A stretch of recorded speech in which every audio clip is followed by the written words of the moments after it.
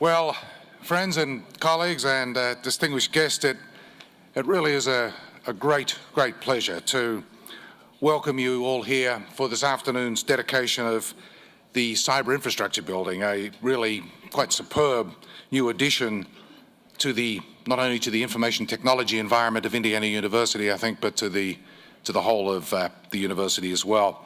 This really magnificent state-of-the-art facility represents major advances in all aspects of IT, and together with the nearby Indiana University Data Center, the Innovation Center just across the way here, and the Integrated Science and Accelerated Technology Hall building, what we call ISAT Hall, to the north of us. This new structure here, and all of those, is part of the growing IU technology corridor, about which I'll say a few more words in just a moment. I'm very pleased that so many friends of Indiana University have joined us here today, and I'm particularly honored to introduce members of the IU Board of Trustees. And I ask them to all stand as I call their names, and would you please all hold your applause until they are all standing. William R. Cast, Chair of the Trustees of Fort Wayne. Patrick A. Shoulders, Vice Chair of the Trustees of Evansville. Mary Ellen K. Bishop of Carmel. Bruce Cole of Washington, D.C., Philip N. Eskew, Jr. of North Webster, and Cora J. Griffin of Galveston, our student trustee, and Thomas E. Riley, Jr. of Indianapolis. Please join me in welcoming our trustees.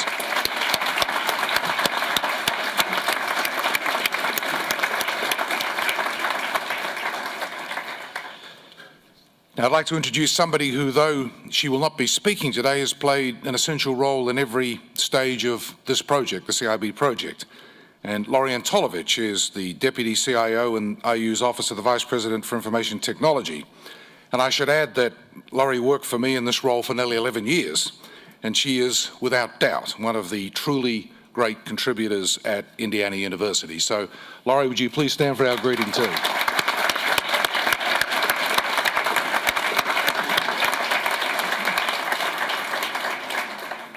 Now, I cannot see him in the audience, but I was told that Representative Matt Pierce was going to be here. Matt, are you here? I can't see you. Well, if he comes in, I'll try and introduce him at that point. Well, information technology is fundamental to every aspect of Indiana University, from education to research through to administration. And increasingly, the best universities will be those that utilize IT in the most productive and in the best ways. The basis for conducting first-rate competitive research is to have first-rate competitive information technology infrastructure. And the basis for the most effective pedagogy these days and in the future intimately involves IT. This magnificent new cyber infrastructure building that we are dedicating today is a vital step in ensuring the provision of world-class IT services and facilities at IU in a stable and in a reliable manner. The name of this building itself reflects this. Cyber infrastructure is the complex integration using high-speed networks of geographically distributed servers, supercomputers, massive data storage devices, and a diverse array of research devices from, for example, high-powered microscopes to DNA sequencing arrays through to radio and optical telescopes. And on top of all this is an extensive set of research, educational and administrative applications and services. This building and its partner building in Indianapolis, the Information and Communications Technology Complex, or the ICTC building, are at the heart of IU's cyber infrastructure. Cyber infrastructure more broadly is at the heart of the great research universities and of the great research enterprises. The extensive expertise that will now be located here will also contribute to the foundations of IU's new technology park on the bypass. This area anchors one end of the IU technology corridor, which runs along the bypass to IU's recently renamed, as I indicated before, Integrated Science and Accelerated Technology Hall at the northern end. The Cyber Infrastructure Building provides a keystone for this developing area here at 10th and the bypass, what we call IU Tech Park East, which also contains the IU Innovation Center and the IU Data Center. These buildings represent one aspect of the future of Indiana University, a future of pervasive technology, innovation, and energetic and creative collaboration. Let me recognize at the outset how grateful we are for the support that the Indiana General Assembly has given us over the years.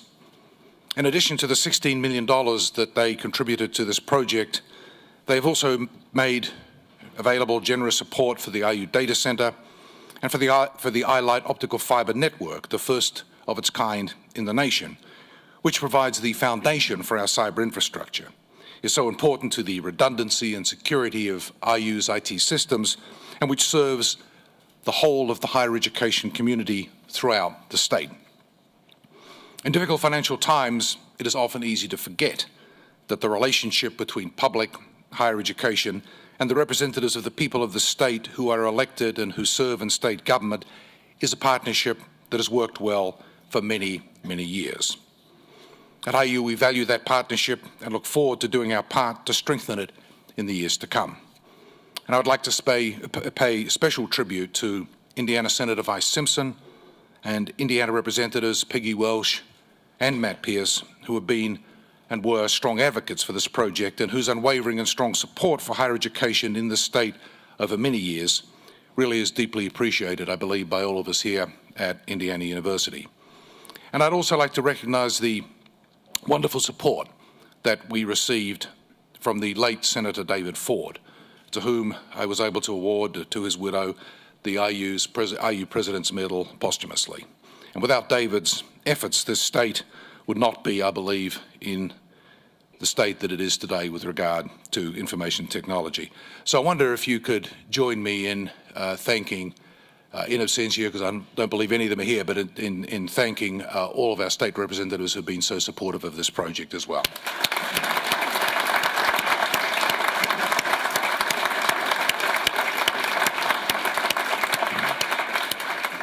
Well, our state legislators join many people across the university who have had a vision for Indiana University, a vision for how IU can further enhance its status as an IT leader and thereby further support our academic and research missions, a vision for the role research plays in the economic life of the state, and a vision for how IU can better and more effectively serve the state of Indiana.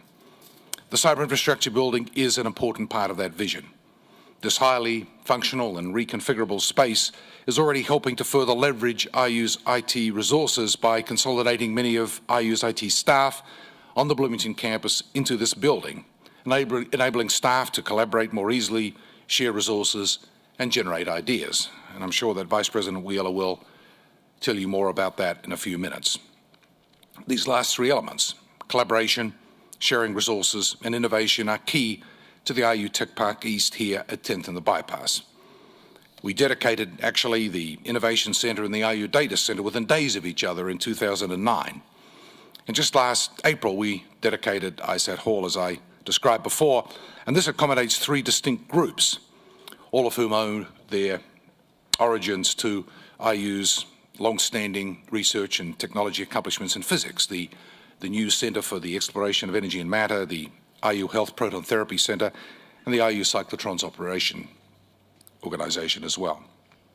All of these facilities demonstrate the power of proximity in research and education, key attributes in attracting compatible private sector interest and investment along the corridor, and subsequent job growth in our community.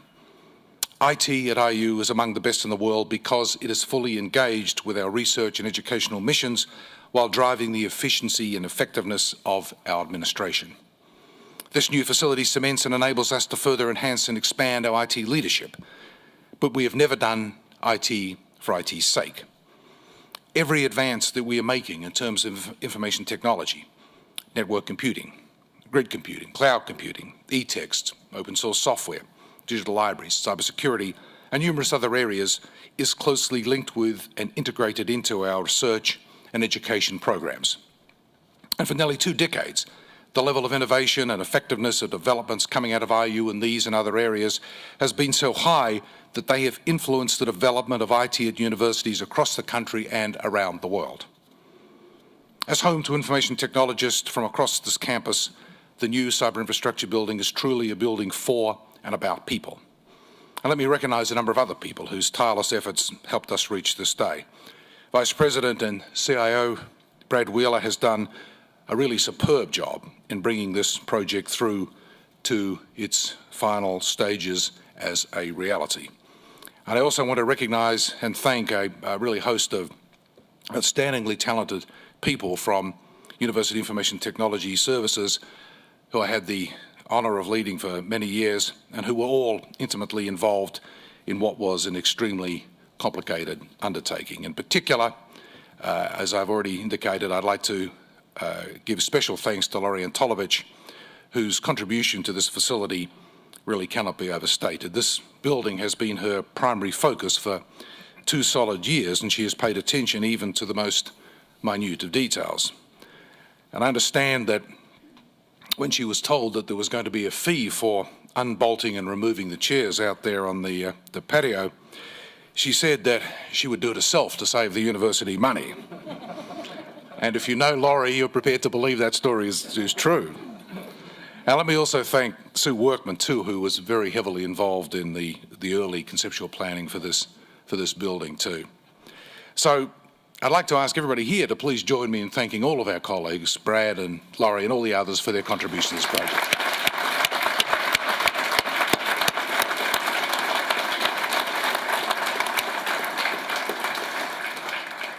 Well, let me just end on a personal note. When I first came to Indiana University, IU's 16th President, Miles Brand, challenged us to make Indiana University a leader in, as he put it at the time, the uses and applications of information technology in absolute terms.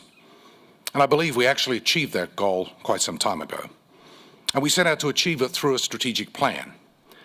And Mike Dunn, later IU's first Dean of Informatics, who unfortunately couldn't be here today because he's actually at an academic seminar, so that's impressive with respect to his priorities. Mike chaired the preparation of that plan, the process that led to the preparation of the plan, and Dennis Gannon, one of our honoured guests today, Dennis chaired a key subcommittee that was involved in its preparation. And then a few years ago, a further plan was developed, I think as people know, under Brad's leadership, and its implementation continues to this day. A key part of the vision for the original plan were 2 buildings to be the fulcrum of IT at IU. And we dedicated the ICTC building at Indianapolis in 2004.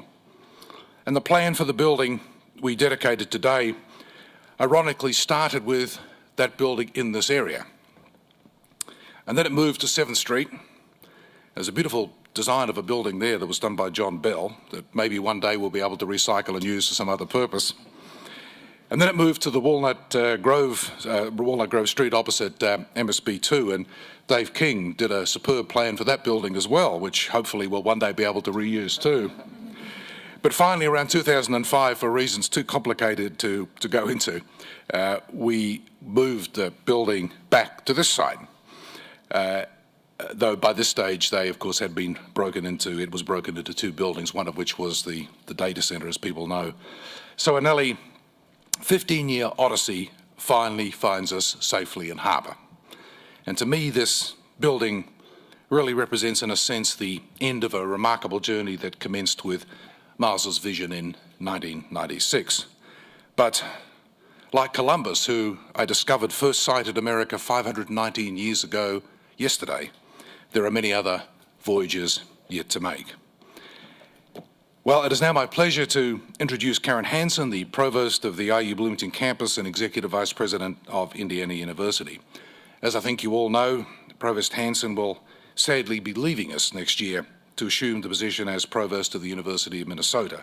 So would you please join me not only in welcoming her, but in thanking her for a truly outstanding service to Indiana University as well.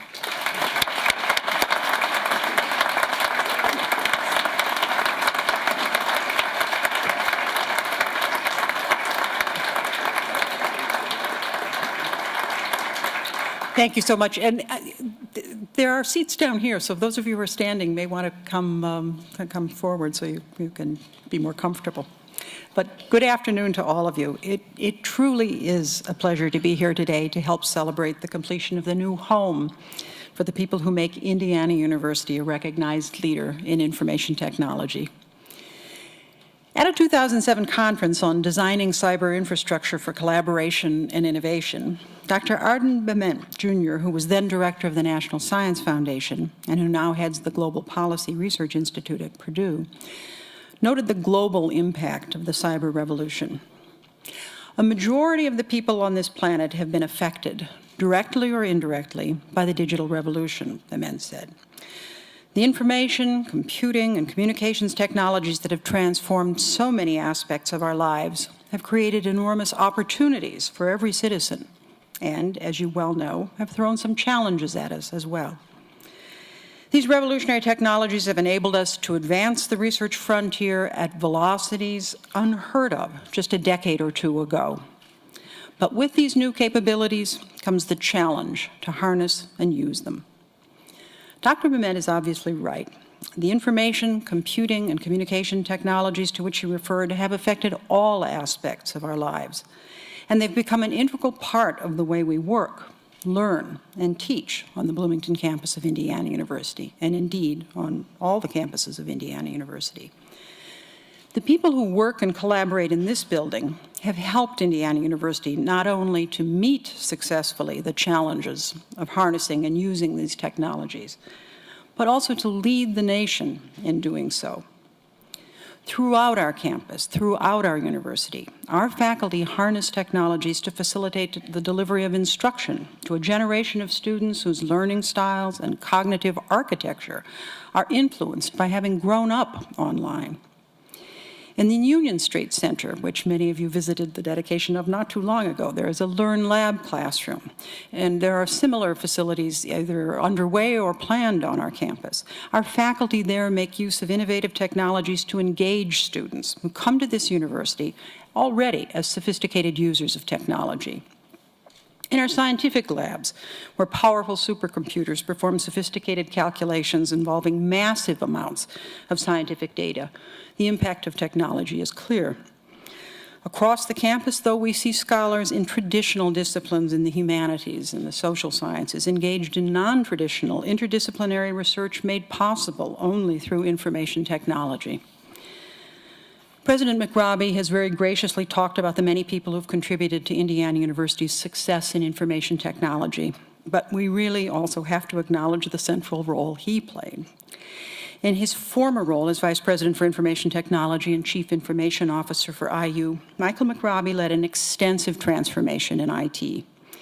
The ambitious IU Information Technology Strategic Plan, which he mentioned, was, on which my old colleague Mike Dunn helped work, which was unveiled by then Vice President McRobbie in 1998, and it served then as a model for institutions across the nation. He went on to direct the development of those major initiatives that helped make our cyber infrastructure among the very best in the world.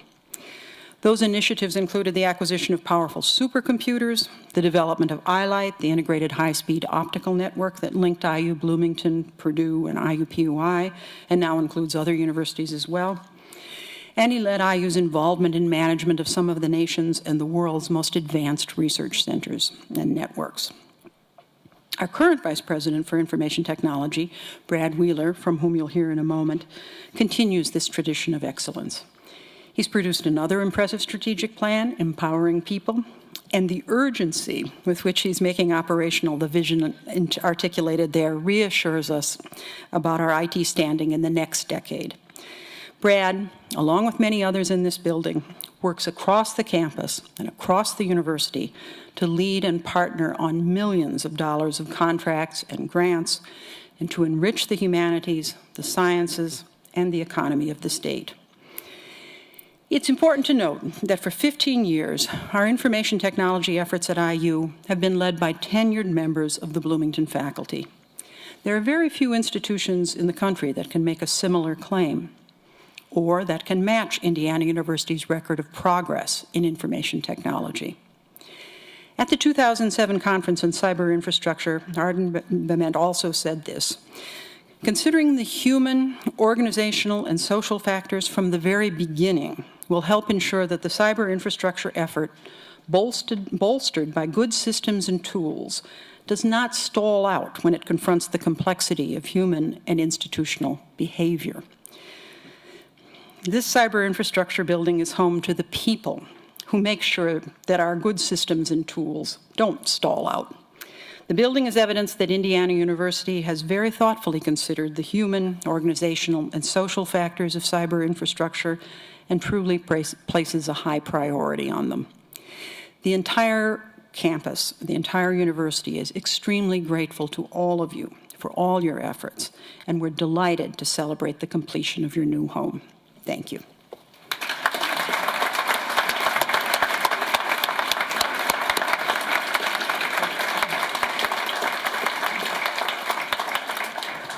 Thank you very much, Karen, for those very generous and kind comments.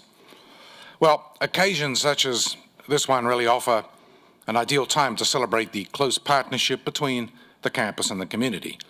So I'm especially pleased that Mark Kruzan, the Mayor of the City of Bloomington, could be with us this afternoon. So would you please join me in welcoming Mayor Kruzan to the podium? Matt Pierce needs to come in, by the way. He did? He's sitting over on your right. Thank you very much. As many times as I've spoken publicly, I still get nervous right before events like this begin, because I once attended a ceremony where the lead speaker started with, "I'm so glad to be joined by friends, colleagues, distinguished guests, and Mayor Kruzan." And so I want to thank you, Michael, for letting me dodge the bullet this time. I had nothing to do with the wonderful achievement that we're celebrating today. But I am a politician, and it is an election year, and this is a live microphone, and so much like a moth to a flame, here I am, and I appreciate it. I appreciate the opportunity, and want to say congratulations and thank you to President McRobbie and to the McRobbie team. IU is once again adding value not just to campus but also to community. And in this instance, community is not just Bloomington or Monroe County, it's the region, it's the state, for that matter, the nation and global community. And while this project was indeed solely an IU initiative, it's related to a city initiative that literally would not have been possible without a partnership that we have established with IU leaders. And I want to, again, very publicly thank Michael and Tom Morrison, Trustee Cast and Dr. Cast and all the trustees who were involved in the sale of the acreage in downtown Bloomington from the university to the city so that it might be developed with a community vision for our city center, a vision that includes real opportunity for spin-off enterprises from this very site into the heart of downtown. That cooperative spirit and the shared interest in the importance of a diversified economy is embodied in this 6-syllable venture and is further evidence of how the university continues to strengthen the culture and the economy of Bloomington, Indiana. This facility, the jobs it creates, the entrepreneurial spirit it nurtures, the opportunities it presents are another real cutting-edge example of what city government hopes will happen in this town. And to Michael and to all of you involved with everything happening at 10th and the Bypass, you are the pioneers leading the way toward IU Bloomington's new frontier. Both in terms of geography as well as in mission, you are taking our university in new directions to the benefit of campus and community. And that fact is of great import and is greatly appreciated by Bloomington, the proud home of Indiana University. Thank you very much.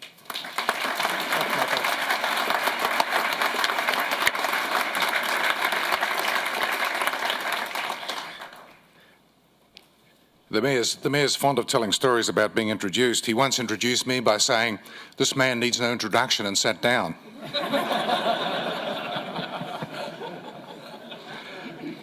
Well, today we are going to honour two people who have made great contributions to information technology nationally, internationally for that matter, and directly or indirectly to Indiana University. And it seems fitting when we open this great, wonderful new facility that we should use this as an opportunity to recognise them for their accomplishments. The first person I would like to introduce is Dr. Dennis Gannon, who has brought great distinction to Indiana University over many, many years in the field of information technology until he left us a few years ago. He left us to become the Director of Cloud Research Engagements at Microsoft Incorporated. I've known Dennis over 20 years, and while at IU, we were the closest of collaborators, and he played, I know probably better than most, the superb role that he played in information technology and building information technology, not only in terms of its infrastructure and services, but in particular in the academic side as well, where he was the chair of the computer science department for a long time. He played a major role in drafting the strategic plan for the university, and we worked together for many years until he left to implement it. So Dennis, would you like to come forward with Vice President Wheeler too, please?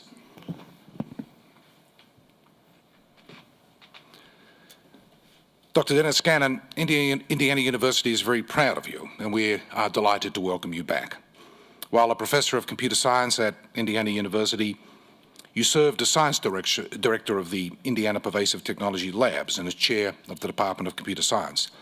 At IU, you were, and to this day you continue to be, a groundbreaking researcher in large-scale cyber infrastructure, computer networks, parallel programming, problem-solving environments, and in many, many other vital fields. You led the committee that provided the initial design of Indiana University School of Informatics and Computing, a committee we both remember very well. You've also played a key role in the National Science Foundation's TerraGrid by managing the TerraGrid Science Advisory Board. In these and many other ways, you have advanced information technology as an academic discipline and have helped build a robust research environment, not only at Indiana University, but for higher education more generally throughout this country. And thus it is a great honour to bestow upon you the President's Medal for Excellence, which symbolises the aspirations and ideals that are the foundation of the search for knowledge. It is patterned after and reflects the values embedded in the President's Jewel of Office, which is worn at all robed ceremonial occasions. And I'm pleased to present you also with an accompanying parchment which reads, Indiana University gratefully recognises the exemplary contributions of Dennis B. Gannon, Professor of Computer Science, by bestowing upon him the President's Medal in recognition of sustained excellence in service, achievement, and leadership.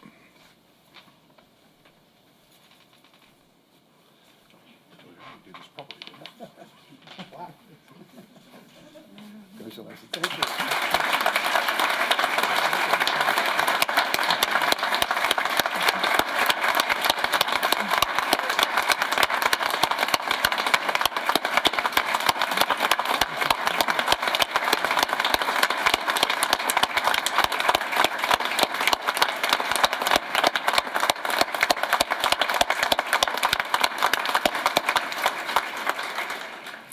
And I'm delighted that Dennis's wife, Sarah Burns, who was also a professor here at Indiana University until her retirement, was able to accompany Dennis here today. And she's sitting beside my wife, Laurie Burns, and they've got no relationship either. I'd now like to also introduce another individual who is one of the great pioneers of the internet revolution, and another person I've known a very long time. Ara Fuchs is the Director of Next Generation Learning Challenges at EDUCAUSE, and I ask him to join me at the podium, escorted by Vice President Brad Wheeler again.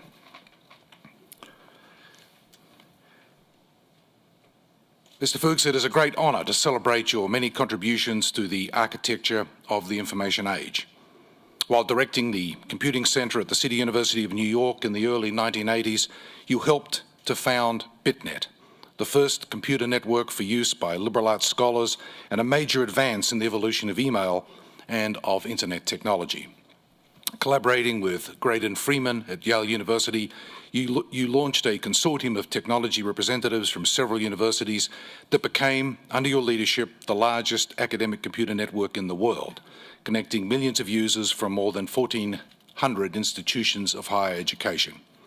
As the first Vice President for the research programs on information technology at the Andrew W. Mellon Foundation, you continued to connect universities.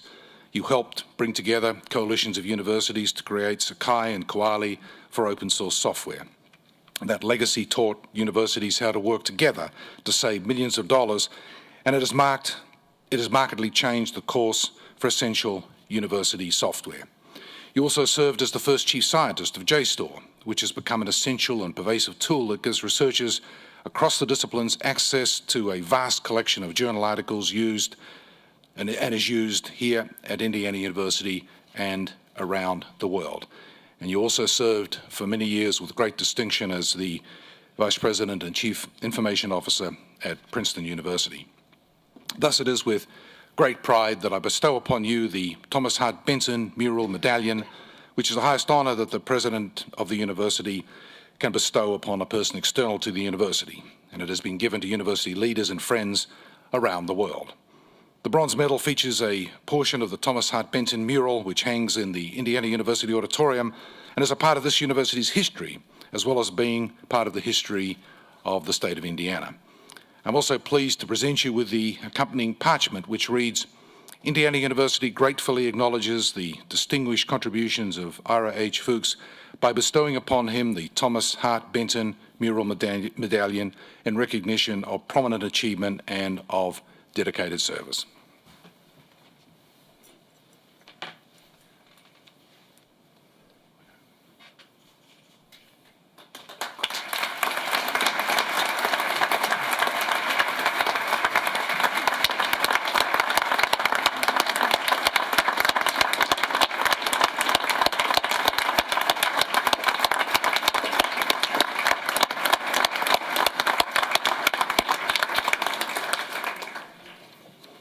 And once again, I'll just note the contributions that both Dennis and Ira have made directly or indirectly to this university and nationally have really been immense, and it is a great honor, and I'm delighted that we could honor them today.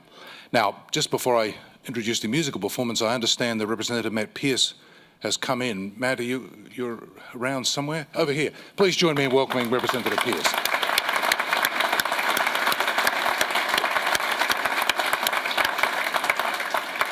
Well, musical performances are one of the great traditions at IU ceremonies such as this. And today we are pleased to welcome guitarist Adam Cantor, a graduate of the Indiana University Jacobs School of Music. He will be performing his own composition, which he wrote especially for this occasion, titled Synchronicity. Please join me in welcoming Adam Cantor.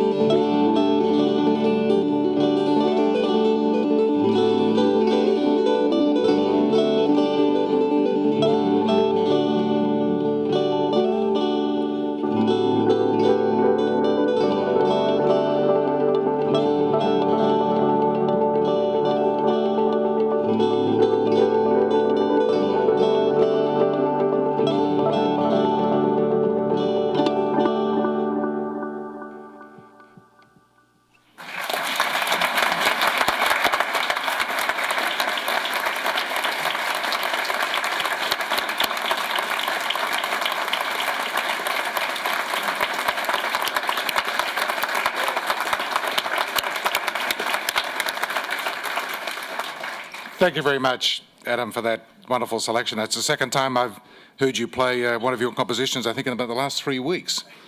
And I think it's a tribute to you as a composer that you've been able to achieve that too. Our next speaker today is Bradley C. Wheeler, the Vice President and Chief Information Officer of Indiana University. Please join me in welcoming Vice President Wheeler.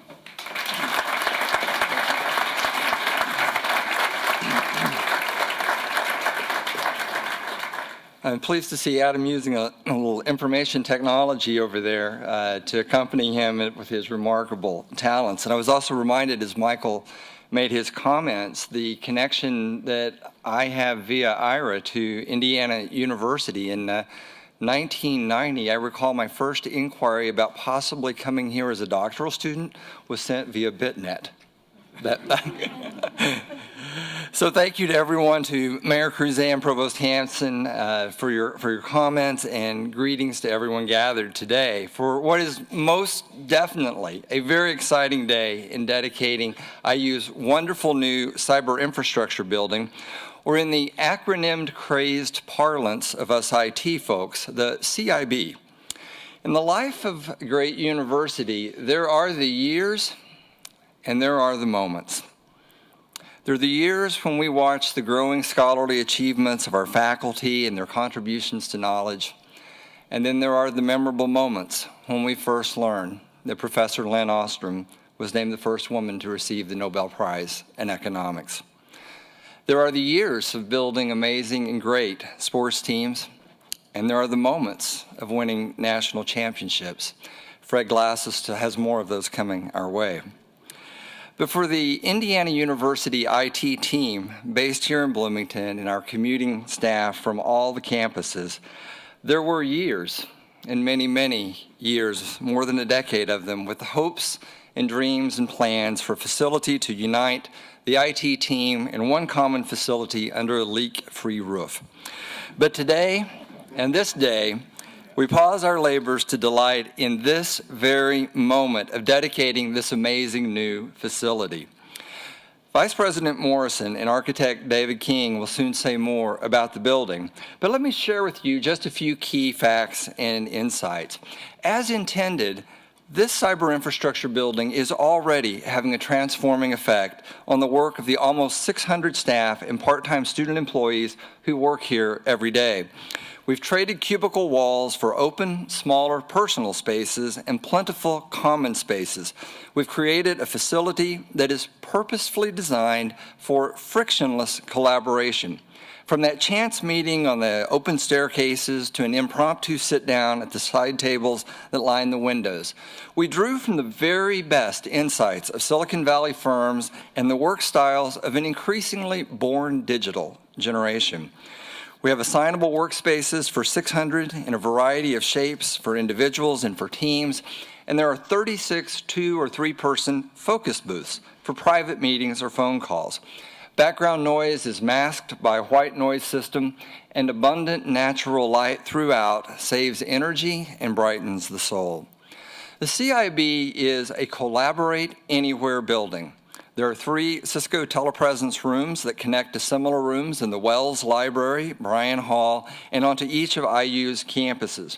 These rich video systems enable productive teamwork and collaboration among the universities without the time-consuming cost of commutes among the campuses, a frequent topic of interest from trustee shoulders, as I have heard.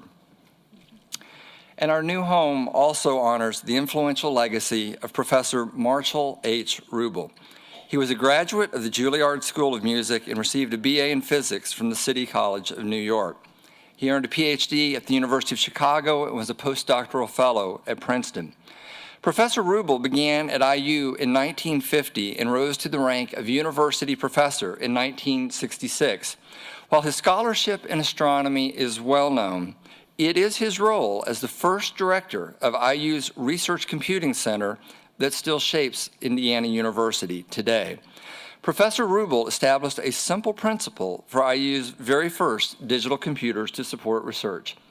The systems are tools, and even if rare, computers are critical research tools to be shared widely by both the faculty and the students alike.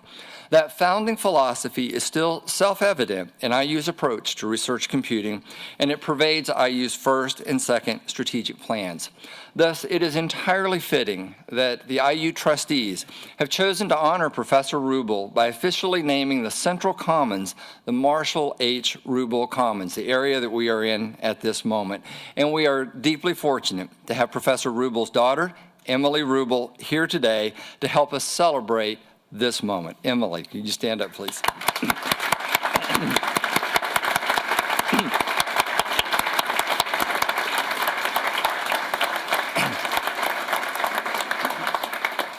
So what do all these IT people do out here? Well, there's Johnny Sweeney, a lead security analyst who helps keep our IT systems secure and responds to any incident that arises. There's Marianne Chitwood, who leads the state's iLight network and services for IU, for all Ivy Tech, for Purdue, and a total of 43 campuses across the state. There's Dr. Bill Barnett, Director of Science and Community Tools, who will direct IU's just announced $1.5 million NSF award for a National Center for Genome Analysis. There's Nate Johnson and his team of developers who, in a heroic sprint this summer, rewrote IU's mobile software to embrace the rapidly changing world of phones and tablet devices. There's David Goodrum, who works with the faculty to improve their online teaching abilities and steers the evolution of OnCourse. There's Sarah Chambers, who works across the campuses, all campuses, the IU Alumni Association, and the IU Foundation to evolve a common system for effective communication and giving among the global IU community. There are the many who answer the 1.7 million phone calls, 32,000 chats, and 37,000 emails each year, 24 hours a day, when our students, faculty, or staff need that moment of critical help with anything IT. And there's another 550 dedicated staff who, through the years, have led millions of dollars in federal grants, facilitate collaborative partnerships among the schools and the campuses, and who provide a deep engagement in IU's mission, as noted by Provost Hanson and President McRobbie.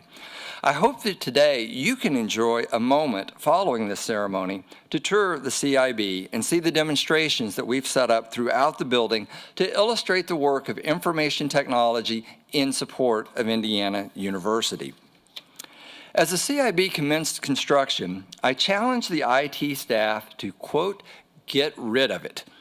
After 25 years in the Ruble computing complex, let's just say we had nested a bit over there.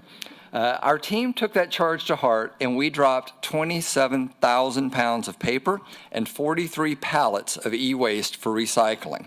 Thus, our cost to move over 500 people in at the startup was roughly half of IU's typical experience to move a unit. As IU's greenest building, there are only eight printers in the entire facility, all shared. There are no file cabinet rooms, but there is a bicycle garage for our eco-friendly commuters. I'm also proud to note that our staff organized teams to make many of the policy decisions with the direct involvement of the CIB staff. There is the Living in Community team. How would we adapt to working in an open office plan? Living Green, Living Healthy, and several others for parking, privacy, noise, and of course, the uber successful Big Move team that got us in here quickly. We also saved a lot of money in this building by doing much of the technology design and installation work ourselves. Vice President Morrison and I agree that the CIB has been an exemplary IU project from start to occupancy, the result of a new approach for intense collaboration on a major building. And I must commend campus architect Bob Richardson for his very effective work with Deputy CIO Lori Antolovich over the years of planning and effort that lead to this moment. Speaking of the years, it was exactly 4 years ago today, October 12th, 2007, that IU officially broke ground on the now operational IU Data Center. So with the research centers and the entrepreneurial firms in the adjacent Innovation Center, the critical IT systems protected in the Hart Data Center, and now hundreds of IT professionals housed in this superb Cyberinfrastructure Building. In just 4 short years, Indiana University has again made certain that we are ready to seize the opportunities and the challenges of the decades ahead.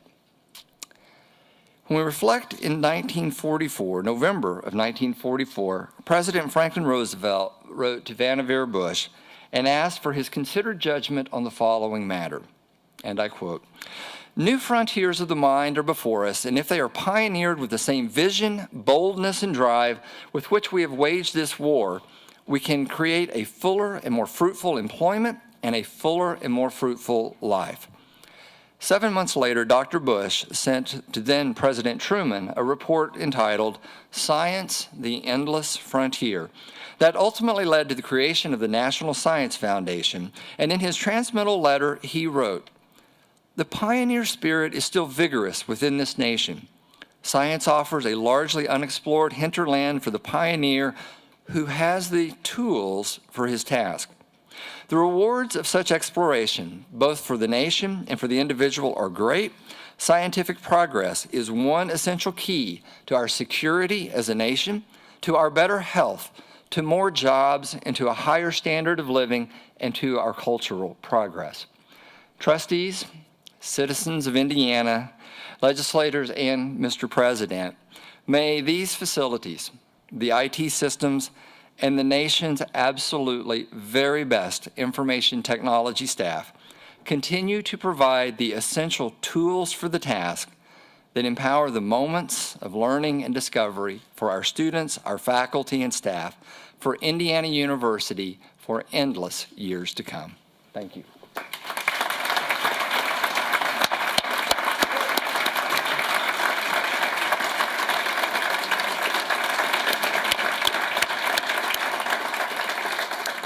Thank you very much, Brad, for those excellent comments. And now it is my pleasure to introduce Thomas A. Morrison, Indiana University Vice President for Capital Planning and Facilities. And Tom's office is responsible for the construction of all buildings and facilities at Indiana University. Please join me in welcoming him to the podium.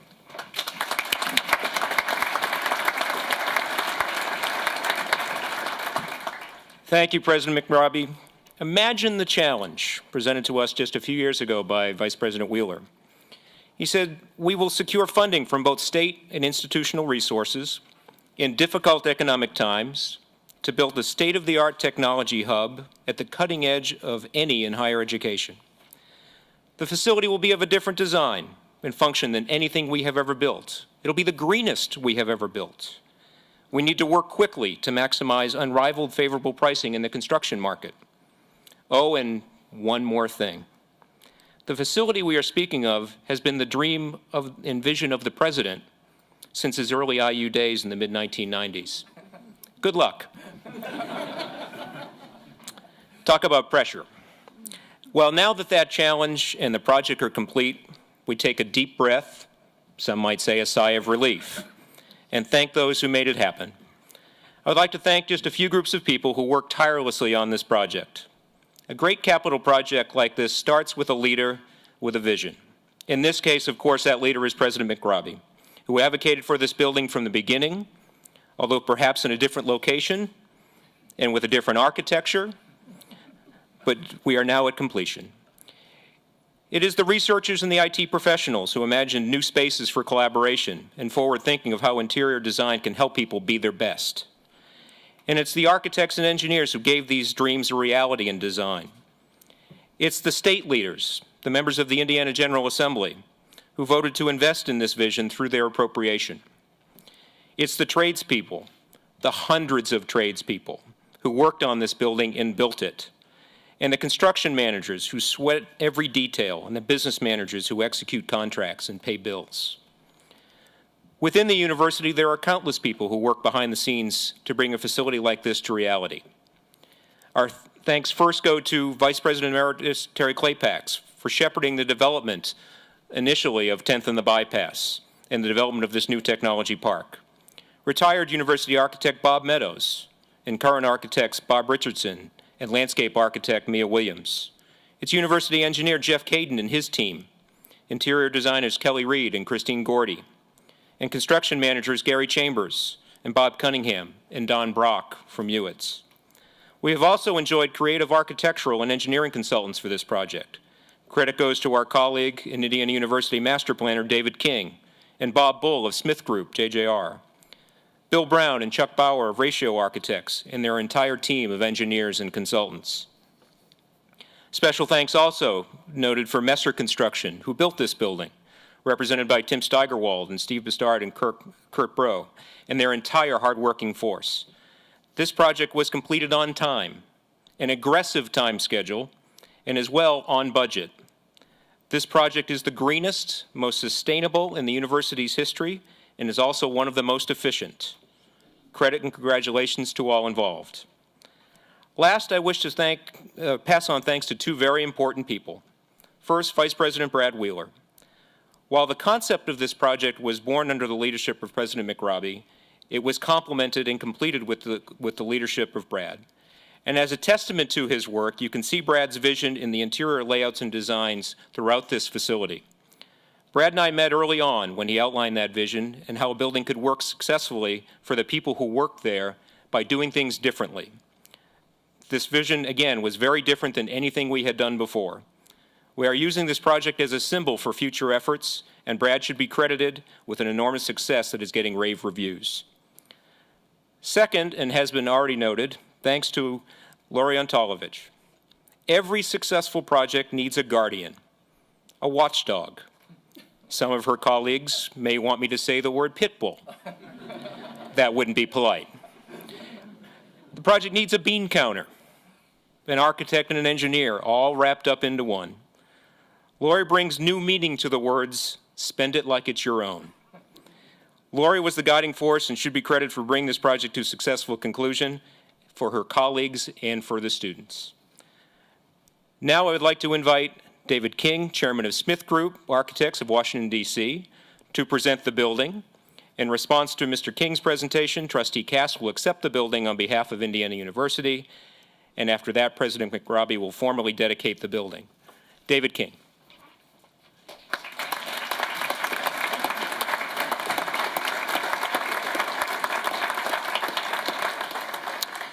Thank you for the opportunity to be a part of this great celebration. This occasion marks the end of a long and rewarding, as you've heard mentioned several times, process that's culminated in an innovative and a groundbreaking facility that surrounds you today. I was going to take a brief time and recite the process as I understood it over the course of my very brief 10 years, but it involved, as President McRobbie mentioned, multiple architects, multiple sites, multiple program understandings. The thing I do want to hit upon, though, is Coach McRobbie was an important part of the very early days of understanding this project, and he's quite good at the chalkboard in explaining in simple language to architects and engineers what he was dreaming up, and we appreciate that and remember it fondly. Like many good things in life, CIB has taken years to mature. Standing here, we can honestly say that the vision was worth the wait, and this is a project that really has gotten better with age. The building, as Brad has said, is an incredibly important part of the master plan vision for the research park. It will be an impetus for partnerships and innovation for decades to come that I think will be a credit to the university. The building also breaks new ground in environmental efficiency. You've heard mentioned that this is the most sustainable building that has been constructed at IU. It has a number of unique features, a very super efficient mechanical system. It has rain gardens, I hope you've noticed outside, which help us process stormwater in a way that's very sustainable. It has a very interesting external sun shading system that is calibrated and hooked into digital sources that allow harvesting basically of daylight so that the energy in the building used for lighting is minimized. And I think just across the board is a wonderful commitment, a symbol on the part of the university to environmental stewardship. You've heard mention of many people from the IU community who have contributed to the success. Our personal thanks to President McRobbie, former Vice President Clay Pax, and former University architect Bob Meadows, Vice President Tom Morrison, and Vice President Wheeler, obviously.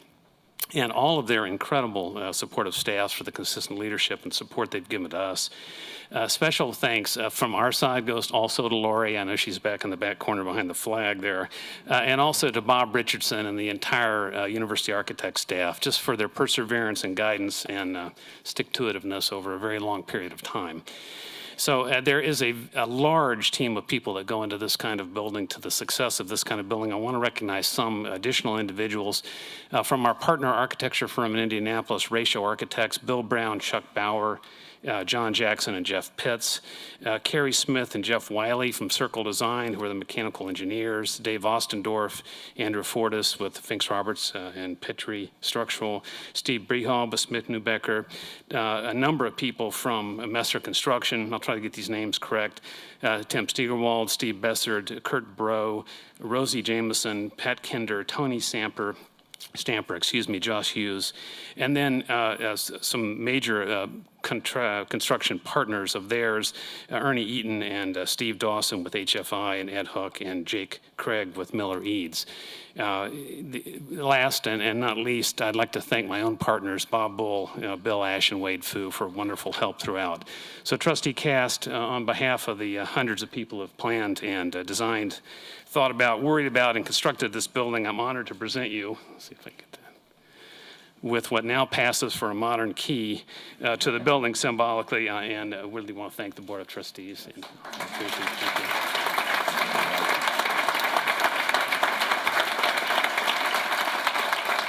There it is. Yeah.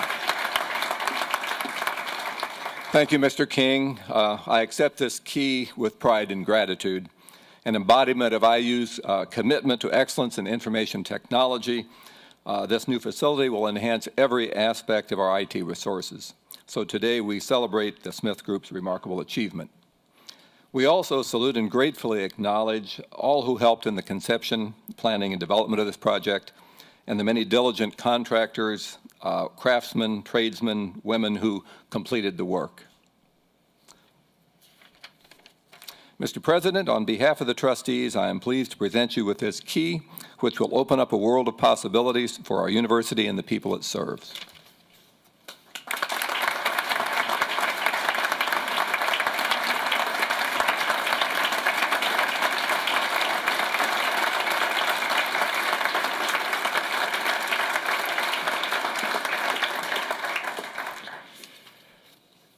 Well, thank you very much, Trustee Cast, Vice President Morrison, and Mr. King.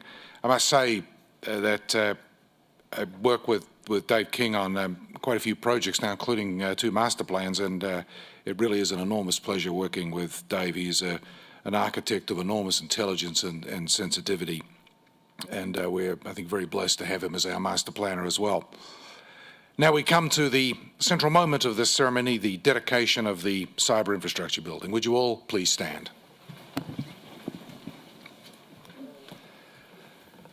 Friends and colleagues, by virtue of the authority vested in me by the trustees of Indiana University, I dedicate the Cyberinfrastructure Building, commending it as a place of unique importance for the university. May all who come here to appreciate the university's deep commitment to excellence that it represents. So please join me in celebrating the dedication of the Cyberinfrastructure Building with a round of applause.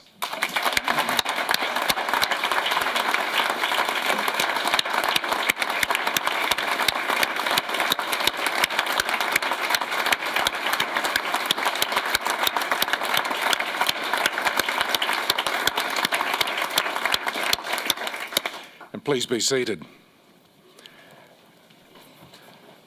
I feel like saying to Brad and to a number of the trustees who were intimately involved in this, they said it couldn't be done. So, well, I would like to thank everyone who joined us here today. Our thanks to the dedication committee for their efforts in planning this event. They always do a remarkable job at these dedication events. They go wonderfully, smoothly, and seamlessly.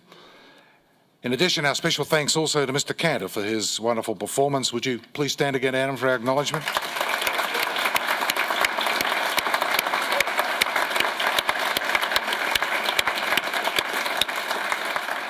And immediately following this ceremony, you're all invited to join in a reception and of course for tours of the new facility if you haven't already been on them. So ushers and signs will be there to guide you on your way. So once again, thank you all very much for being here for this wonderful dedication and for being here this afternoon. Thank you.